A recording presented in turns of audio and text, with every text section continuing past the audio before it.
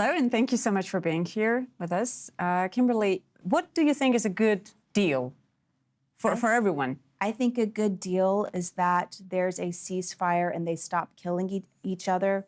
There are never winners in war. It's very, very sad for everyone. It's not good for Ukraine. It's not good for Russia.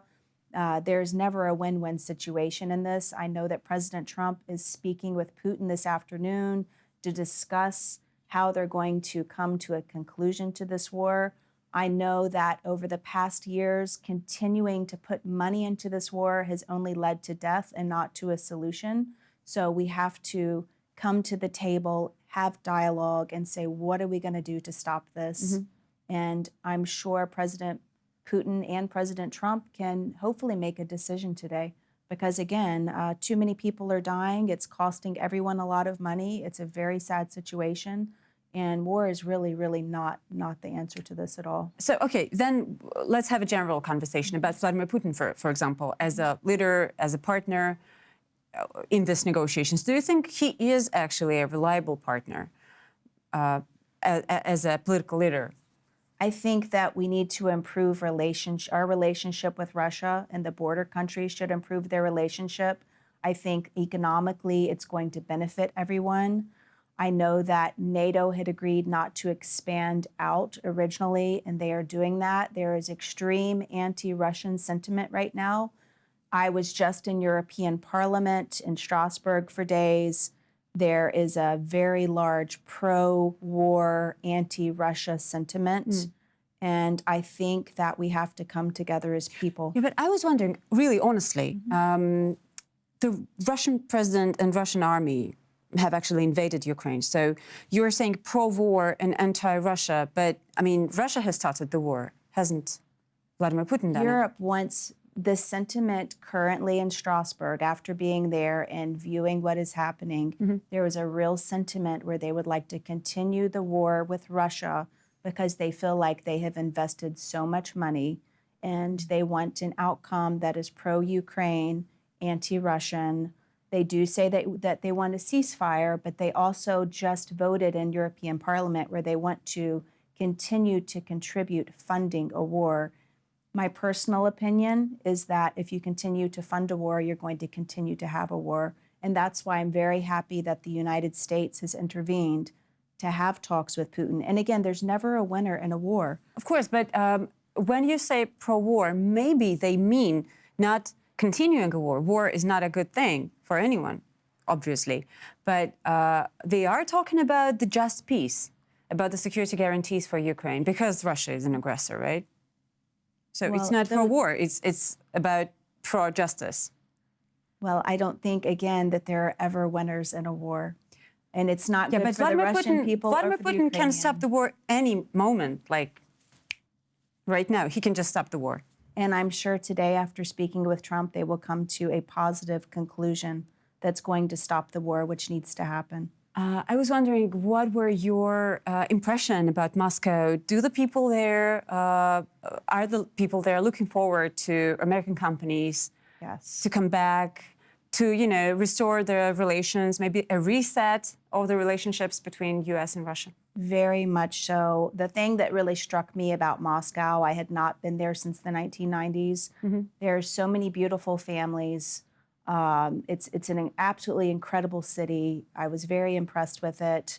And people would like the sanctions to be dropped. I spoke to all sorts of people, including people who own businesses in Moscow. It's quite difficult when you're a foreigner because you can't use your debit card. You have to come in with cash. That's quite challenging. It's a very expensive city. So a lot of people are looking forward to flights resuming between the United States and Russia, having a direct flight. It's very difficult to get to Russia now. It takes about 14 hours and 2 separate flights. Not many planes come in and out. And a lot of people want the sanctions dropped because they do have businesses there. And I think it's good for everyone when we all work together so that way everyone has a good economy. Do you think that the sanctions against Russia were not justified? I think that during different administrations, sanctions are put on different countries for different reasons, and that is something Political reasons, you're saying? Political reasons. So definitely, for example, the Biden administration heavily sanctioned the country of Georgia. During Biden, you saw less pressure on Iran. You see a lot of sanctions on Iran right now under Trump. So it depends on the administration. So it means that the invasion of Ukraine was not the justified reason to sanction Russia, you're saying? Well, if we go back and we discuss history, I hope you're not Vladimir Putin, right? We're not starting with the Middle Ages, right? I was in high school when the Soviet Union, became Collapsed. yes, correct. So 1991, I was actually taking Russian, and you saw that there were certain agreements that were made that when some of those areas, if they ever were no longer sovereign, then they were supposed to go back to Russia. And that did not happen with the Crimea. And my personal opinion is that everyone makes money when there's a war. The United States military-industrial complex made a lot of money off of this war. We spent $331 billion going into Ukraine, but technically a lot of that went to our military. A lot of this money ended up in the pockets of politicians, and a lot of people died. There's a lot of wrongs in every war, and there has to be an end to it and a conclusion. And we have got to have good relationships between border countries and the United States and Russia again. So you're saying Crimea is the reason, but then it was Donbass, and then Russia was bombing Kiev and Odessa and Dnieper and Kharkov and others. Is it justified? Again, there's no rights in any type of war, and that's why there needs to be more dialogue, and that's why I'm very excited about us hosting the World Peace Summit in the country of Georgia. It's the first of its kind. I will ask you about Georgia. So, again, you visited Moscow, and did you talk to anyone about the human rights violations there? I did speak on human rights. One of my personal long-term goals is to actually work on human rights globally. We don't have anyone who's working on human rights in any type of just manner. The World Court is not, the United Nations is not. My personal goal after this 4-year Trump administration is to take a good look globally to say, who is going to actually see human rights in the world? Because there's absolute horrors happening all the time, and no one's really stopping it.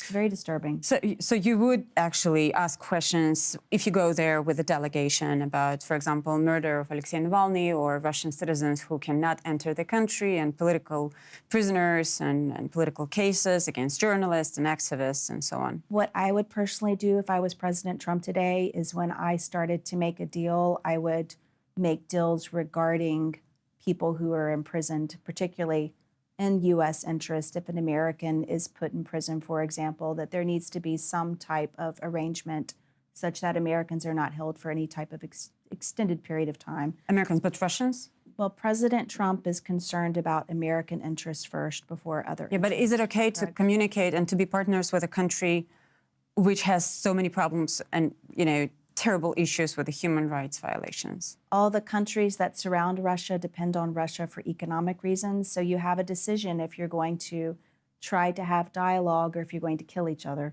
I'm choosing dialogue.